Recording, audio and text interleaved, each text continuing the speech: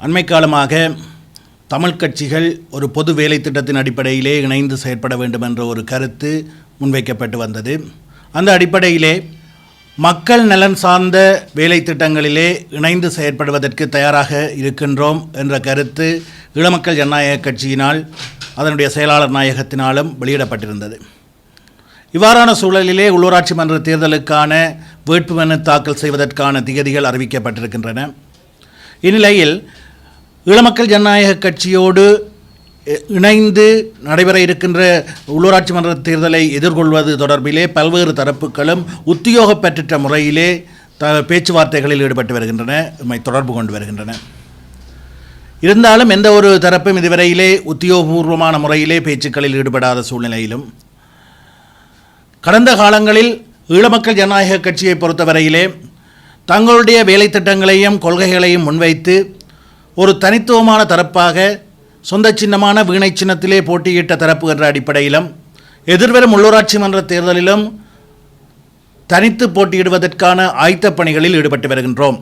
இருந்தாலும் இன்னும் வேட்புமனு தாக்கல் செய்வதற்கான நாட்கள் இருக்கின்ற சூழலில் ஏதாவது ஒரு தரப்பு நாங்கள் அறிவித்தது போன்று மக்கள் நலன் சார்ந்த வேலை திட்டத்தோடு எங்களோடு இணைந்து தேர்தலை எதிர்கொள்வதற்கு முன்வருமாக இருந்தால் அது தொடர்பில் பரிசீலிக்கவும் தயாராக இருக்கின்றோம் என்ற செய்தியை நான் இந்த சந்தர்ப்பத்திலே தெரிவிக்க விரும்புகின்றேன்.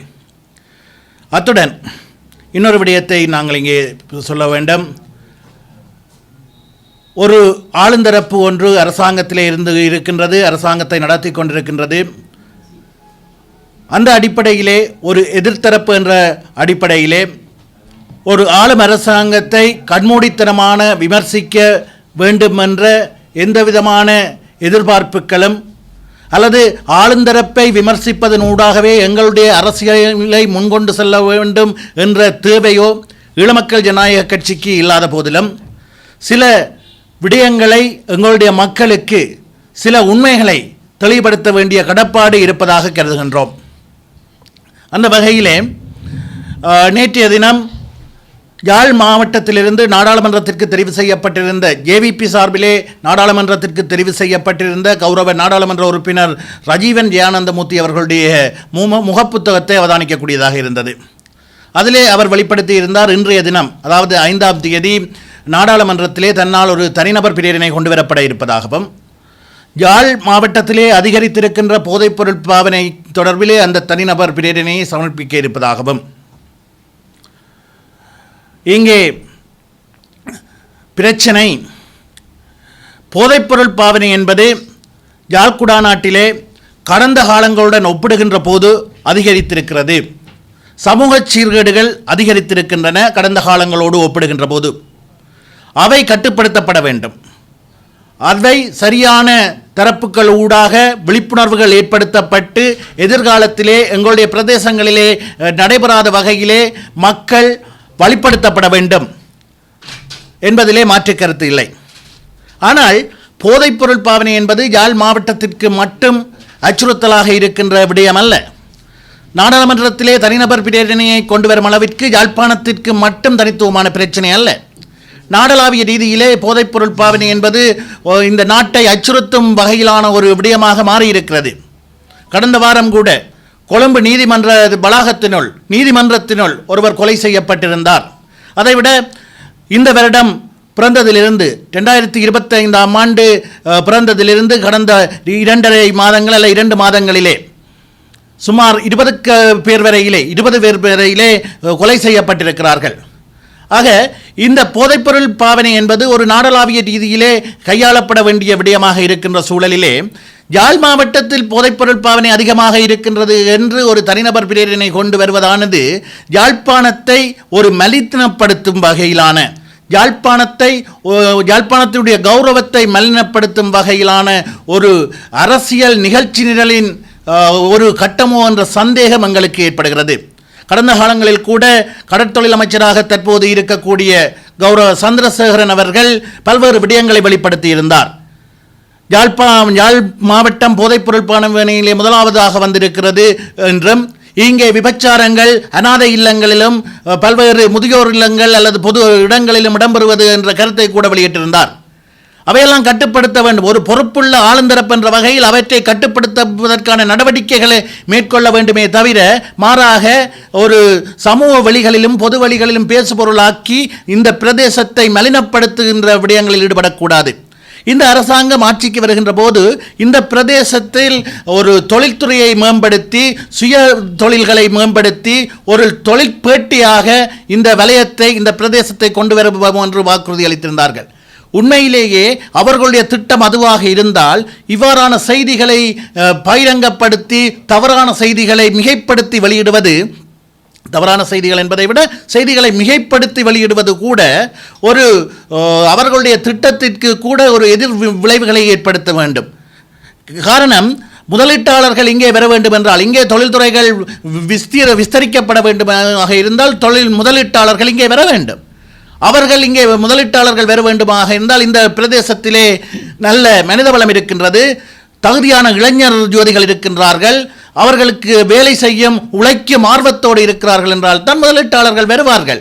இங்கே சமூகம் சீரழிந்திருக்கிறது, இளைஞர் ஜோதிகள் எல்லாம் போதைப் பொருளுக்கு அடிமையாகி சீரழிந்திருக்கிறார்கள் என்ற செய்தி வெளிப்படுத்தப்படுமாக இருந்தால் எந்த விதமான முதலீடுகளையும் செய்வதற்கு முதலீட்டாளர்கள் இங்கே வரமாட்டார்கள். ஆக இந்த விடயத்திலே இந்த ஆளுந்தரப்பு என்று சொல்லிக் கொள்கின்றவர்கள் நிதானமாக இருக்க வேண்டும்.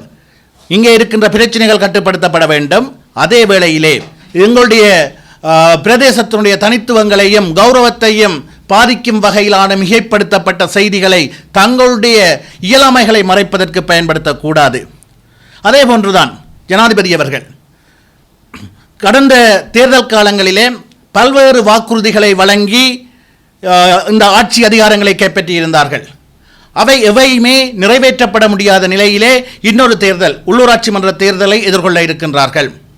குறிப்பாக எங்களுடைய பிரதேசம் அல்லது எங்களுடைய மக்களுடைய எதிர்பார்ப்புகள் என்று பார்த்தால் கூட காணிகள் விடுவிக்கப்படும், அரசியல் கைதிகள் விடுதலை செய்யப்படுவார்கள், காணாமலாக்கப்பட்டோர் பிரச்சினைக்கு தீர்வு காணப்படும், அதே போன்று பயங்கரவாத தடை சட்டம் நீக்கப்படும் என்றெல்லாம் உத்தரவாதம் அளிக்கப்பட்டது. ஆனால் அவற்றில் ஒன்றை கூட நிறைவேற்றுவதற்கான முன்னாய்த்தங்கள் கூட, அவற்றை நிறைவேற்றுவதற்கான வேலை திட்டத்தை கூட இன்னும் ஆரம்பிக்காத சூழலிலே தான் அடுத்த உள்ளூராட்சி மன்ற தேர்தலை எதிர்கொள்ள இருக்கின்றார்கள். இந்த நிலையிலே கடந்த வாரம் நாடாளுமன்றத்திலே பாதுகாப்பு அமைச்சு தொடர்பான விவாதத்திலே கலந்து கொண்டு உரையாற்றியிருந்த ஜனாதிபதி அவர்கள் ஒரு விடயத்தை சொல்லியிருந்தார். தற்போது தென்னிலங்கையிலே காணப்படுகின்ற போதைப்பொருள் சார்ந்த கொலைகள், ஆயுத பிரயோகங்கள் எதிர்காலத்திலே கிழக்கு வடக்கு பிரதேசங்களிலும் விஸ்தரிக்கப்படுவதற்கான சூழல் காணப்படுவதாக அவர் சொல்லியிருந்தார். அவர் ஒருவேளை ஏன் பயங்கரவாத தடை சட்டம் நீக்கப்படவில்லை என்பதை நியாயப்படுத்துவதற்காக கூட அதனை சொல்லியிருக்கலாம். அவர் சொல்லி சில வாரங்களில் சில நாட்களிலே கிழக்கு மாகாணத்திலே வாழ்வெட்டு சம்பவங்கள் இடம்பெற்றிருக்கின்றன. இது தொடர்பிலே நேற்று கிழக்கு மாகாண அல்லது மட்டக்களப்பு மாவட்ட நாடாளுமன்ற உறுப்பினர் கௌரவ சாணக்கியன் கூட நாடாளுமன்றத்திலே சுட்டிக்காட்டியிருந்தார். இவற்றையெல்லாம் வைத்து பார்க்கின்ற போது எங்களுக்கு பலமான சந்தேகம் ஏற்படுகிறது. வடக்கு மாகாணத்திலும் எங்களுடைய யாழ் மாவட்டத்தை அடிப்படையாக கொண்ட பிரதேசங்களிலும் கடந்த காலங்களிலே கிரீஸ் பூதங்கள் கதைகள் அரங்கேற்றப்பட்டது போன்று ஏதாவது விபரீதங்களை உருவாக்குவதற்கான சமிக்கையாக அல்லது அவ்வாறான சம்பவங்கள் நடந்து விடுமோ என்ற அச்சம் எங்கள் மத்தியிலே காணப்படுகிறது.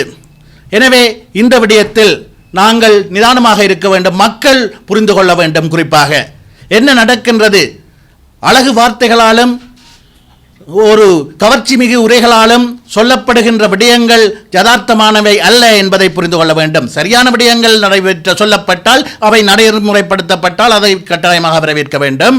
ஆனால் நடக்கின்ற விடயங்கள் அவ்வாறானதாக இல்லை. மக்களை ஏமாற்றுகின்ற அல்லது தங்களுடைய இயலாமைகளை நியாயப்படுத்துவதற்கான முஸ்தீபுகளாகவே அமைந்திருக்கின்றன.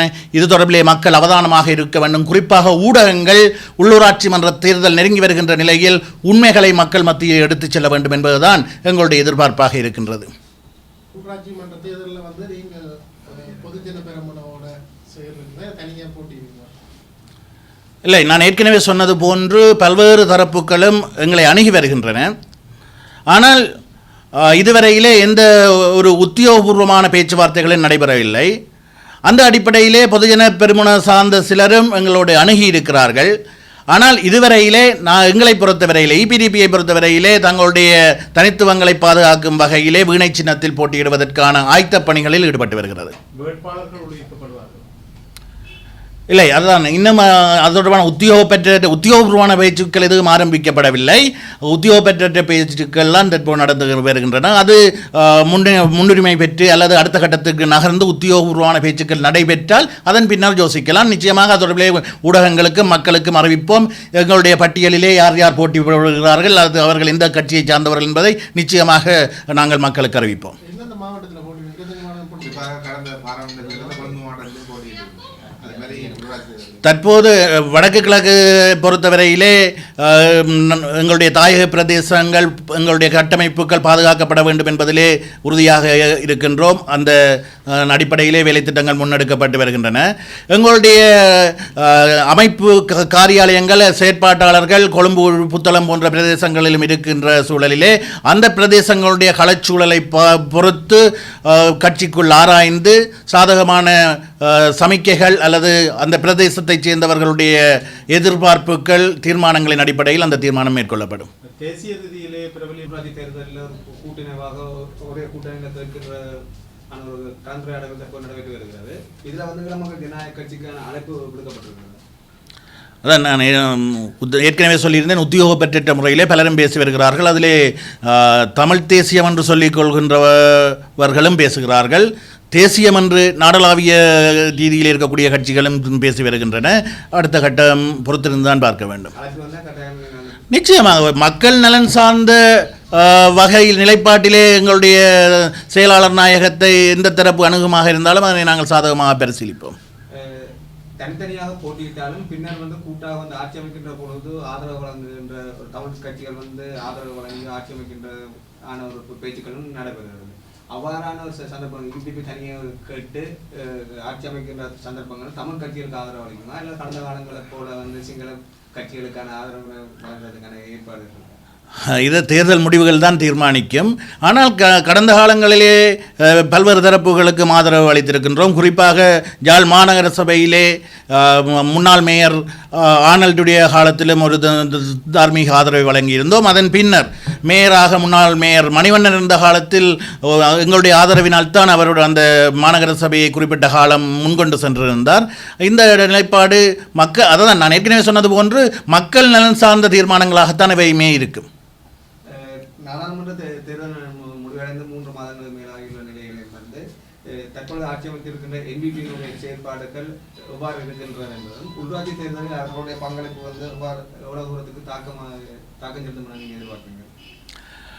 உண்மையிலேயே இந்த விடயங்களிலே நான் ஏற்கனவே சொன்னது போன்று நாடாளுமன்ற தேர்தலிலே அவர்களுக்கு வெற்றியை பெற்றுக் கொடுத்தது அவர்களால் அளிக்கப்பட்ட வாக்குறுதிகள், ஒரு மாற்றத்தை ஏற்படுத்துவோம் என்ற கவர்ச்சிகரமான சொல்லாடல்கள். ஆனால் அவை எவையுமே இதுவரை நிறைவேற்றப்படவில்லை என்பதை நாங்கள் நடைமுறையிலே காணக்கூடியதாக இருக்கின்றது.